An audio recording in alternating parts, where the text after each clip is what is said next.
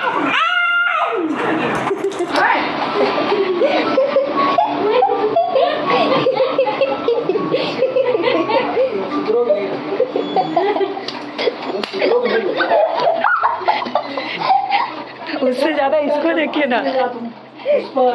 तो तुम अपना दांत अपने घर से दिखाए हो।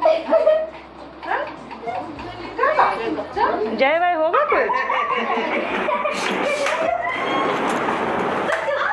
नमस्ते नमस्ते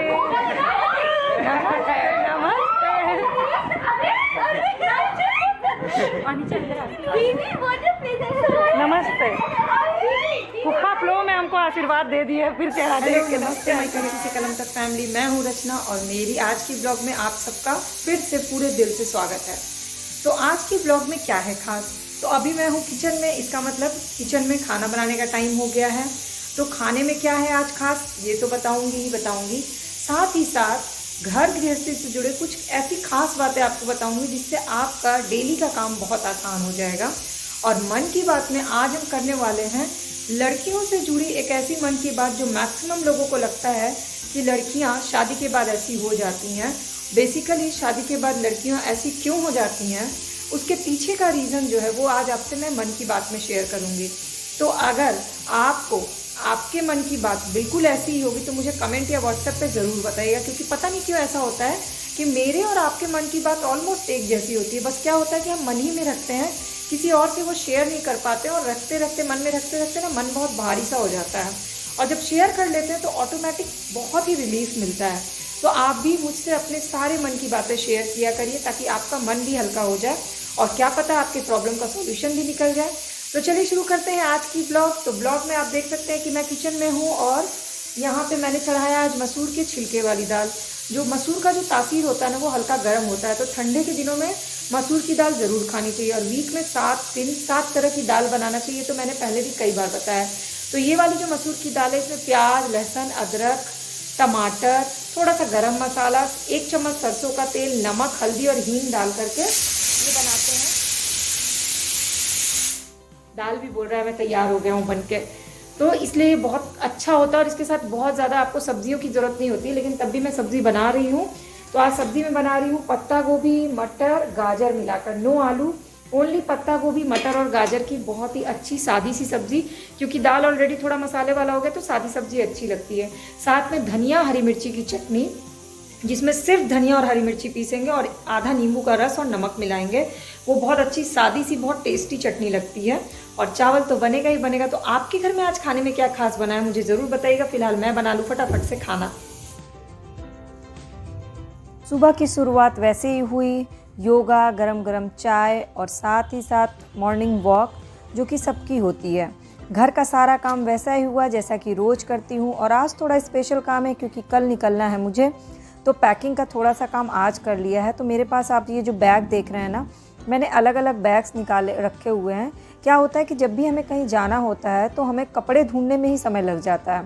ऐसे में अगर हमारा अलमारी प्रॉपर मैनेज रहता है, मतलब बाहर के कपड़े अलग बैग में, डेली यूज़ वाले अलग रहते हैं और स्पेशल पार्टी ओकेज़न वाले कपड़े अलग बैग में रहते हैं, तो फटाक से निकल जाते हैं कपड़े। तो ये वो कपड़े हैं जो कि मेरे बाहर निकलने वाले कपड़े हैं, तो मैं इसको अलग ही एक बैग में रखती हूँ। ये ऑनलाइन ही मैंने मंगाया था अमेज़ॉन से।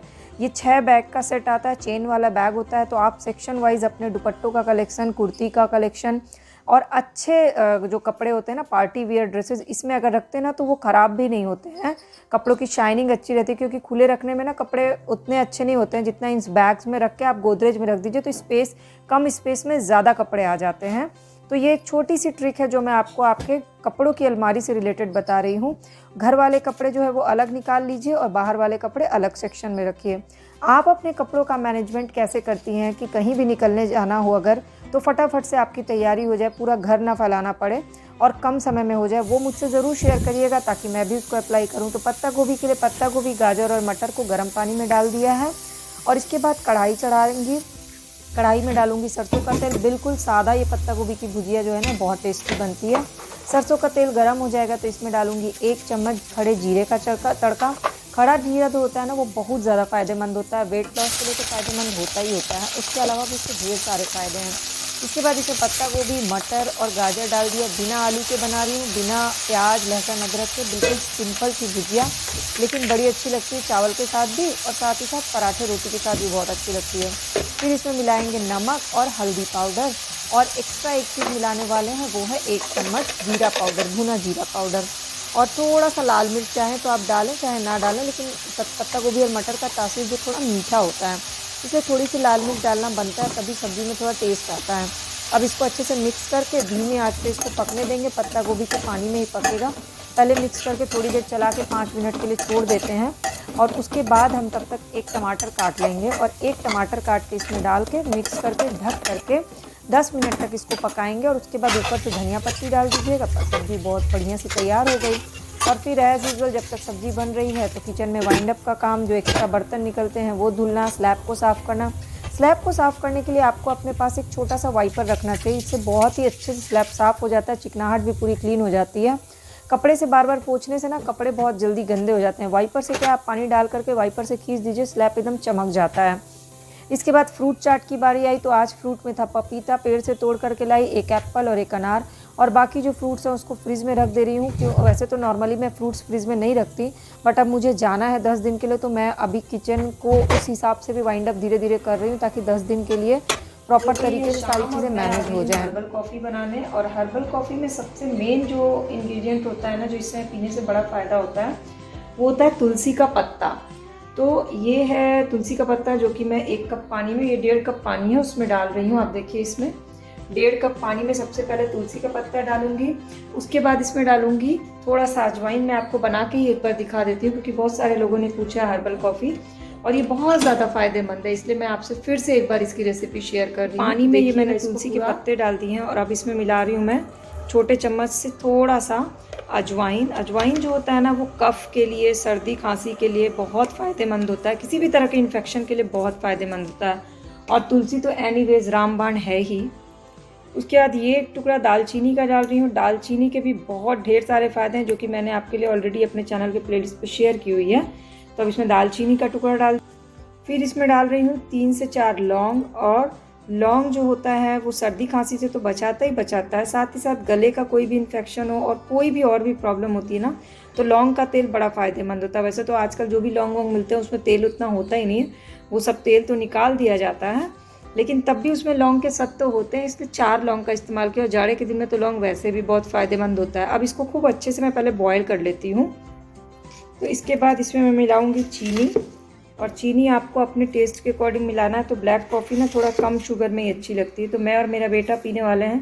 बेटे को थोड़ा मीठा ज़्यादा पसंद है, तो मैंने 2 चम्मच चीनी डाल दिया है इसमें। और अब इसको एक बार और अच्छे से बॉयल कर लूँगी, फिर इसमें कॉफ़ी मिलाऊंगी। तो ये देखिए ये खूब अच्छे से बॉयल हो गया है, हमसे बॉयल हो गई। मिला दूंगी, ये ऐसा कभी होता नहीं, आज ज़्यादा ही बॉयल होकर के गिर गई थी। तो अब ये देखिए मैं इसमें 1 ही बॉल और लगा करके इसको छानूंगी, और फिर मैं और मेरा बेटा इसको गर्मा गर्म पियेंगे, जिससे हम पूरे सीज़न जो है ना, सर्दी खांसी बुखार कई चीज़ों से दूर रहें। और उसको इसलिए दे देती हूँ ना, क्योंकि उसकी आदतें जो है ना बड़ी ख़राब हैं कुछ चीज़ों में। वो चाहता है अवॉइड करना, लेकिन तब भी, अब जैसे विंटर सीज़न है, लेकिन वो क्या करता है, गाड़ी का शीशा डाउन करके स्कूल से आता है, तो उसको ठंडी हवा लग जाती है, तो उसको थोड़ी सर्दी हो जाती है। देखिए कॉफ़ी का रंग कितना अच्छा है, और बहुत मस्त लगती है ये तो आपने ब्लॉग की स्टार्टिंग में ही एक छोटा सा वीडियो क्लिप देखा होगा। वो जो वीडियो क्लिप है ना, वो 2.5 साल बाद मैं अपने मायके गई थी, तब का है। तो मैंने सोचा 2.5 साल बाद जा रहे हैं अपने घर, मायके जा रहे हैं, तो किसी को बताएंगे नहीं। और सबको ऐसा सरप्राइज़ मिला ना कि सब इतने खुश हो गए, मतलब उस हैंगओवर से लोग बाहर ही नहीं आ पा रहे थे कि मैं इतने टाइम बाद, जबकि मैं हर साल एक्चुअली जाती हूँ, साल में 1 बार, लेकिन कोविड के उससे जा नहीं पा रही थी। तो जब गए तो मेरे घर में ना, मेरे मम्मी पापा एक मकान में, मेरे चाचा लोग एक मकान में, मेरी बुआ लोग एक मकान में, तो फ्लैट है उसी में 1-1 फ्लोर पे सब लोग रहते हैं, सब लोग साथ ही रहते हैं, मतलब एक तरह का वो जॉइंट फैमिली है। तो सबको एक साथ ही सरप्राइज़ मिल गया। वो इतनी अच्छी वाली फीलिंग होती है ना, जब आप ऐसा कुछ हैप्पीनेस अचानक से किसी को दे देते हैं।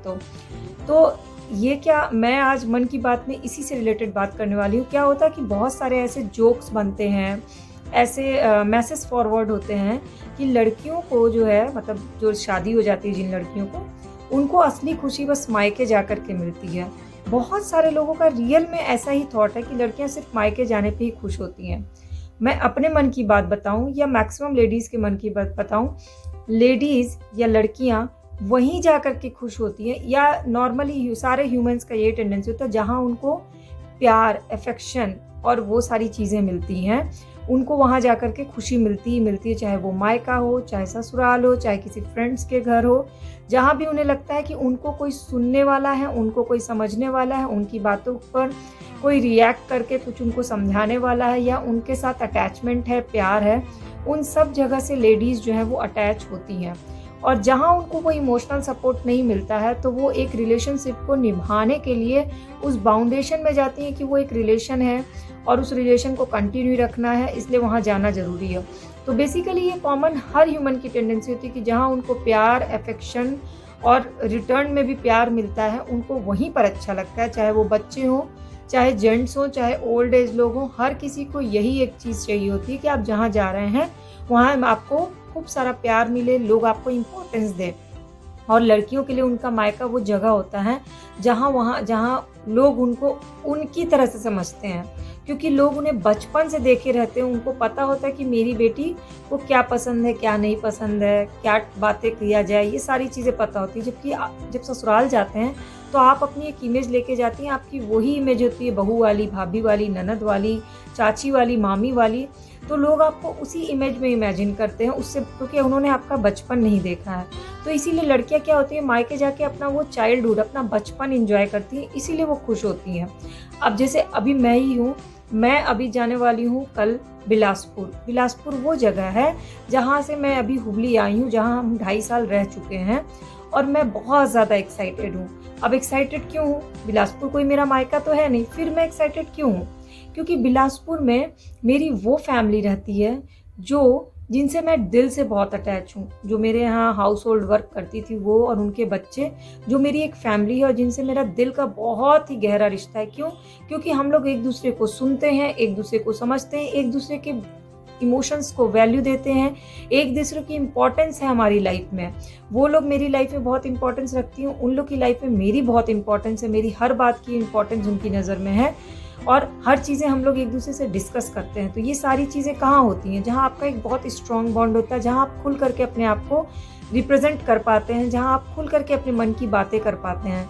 जबकि कई ऐसे फॉर्मल रिलेशन हो जाते हैं जहाँ आप खुल के बातें नहीं कर पाते, 2-3 दिन रह करके रहना अलग बात है, लेकिन आप खुले हुए नहीं होते हैं वहाँ से बात करने में, तो आप उतने एक्साइटेड नहीं रहते। तो मुझे अभी बिलासपुर जाने की बहुत ज़्यादा एक्साइटमेंट है कि उन लोग से मिलना है, खूब बातें करना। हालांकि 3 से 4 बार रोज़ वीडियो कॉल पे बात हो जाती है, बट वही है ना, सामने मिलने की बात अलग हो जाती है। तो आपकी लाइफ में मायके का जो ये जो है ना, ऐसा कुछ आपके साथ भी है कि आपको सिर्फ मायके जाने पे ही खुशी मिलती है, या आपकी लाइफ में कोई और है ऐसा जहां आप मिलने पर आपको एक्साइटमेंट होती है? क्योंकि लोग जो मैसेजेस और वीडियोस बनाते हैं लड़कियों के मायके से रिलेटेड, उसको गलत प्रूफ करना बहुत ज़रूरी है, क्योंकि लोग लड़कियों की माइंड रीडिंग सही नहीं करते हैं, उनके मन में क्या चलता है ये नहीं समझते, इसलिए ऐसे मजाक बना लेते हैं। जबकि लड़कियां जो होती हैं वो बहुत इमोशनल होती हैं और किसी से भी इमोशनल रिश्ता बनाती हैं, और जहां इमोशंस जुड़े होते हैं वहां मिलने की एक्साइटमेंट ऑटोमेटिक हो जाती है। मेरे साथ तो पर्सनली यही है। आपके साथ ऐसा क्या है मुझे ज़रूर बताइएगा, और प्लीज़ अपने मन की बात मुझसे ज़रूर शेयर करिएगा, क्योंकि इससे हम लोग एक दूसरे को और बेहतर तरीके से जान पाएंगे। तो आज की ब्लॉग आपको कैसी लगी मुझे ज़रूर बताइएगा। अच्छी लगी होगी तो लाइक, कमेंट, शेयर करिएगा, और हाँ, सब्सक्राइब बटन को क्लिक करके बेल आइकन को प्रेस कर लीजिएगा, ताकि सारी वीडियो अपडेट आपको फ्री ऑफ कॉस्ट मिल जाए। और जाते जाते एक बार चैनल के प्लेलिस्ट को ज़रूर विजिट करिएगा। आप किसी भी एज ग्रुप के होंगे ना, आपको बहुत अच्छा लगेगा।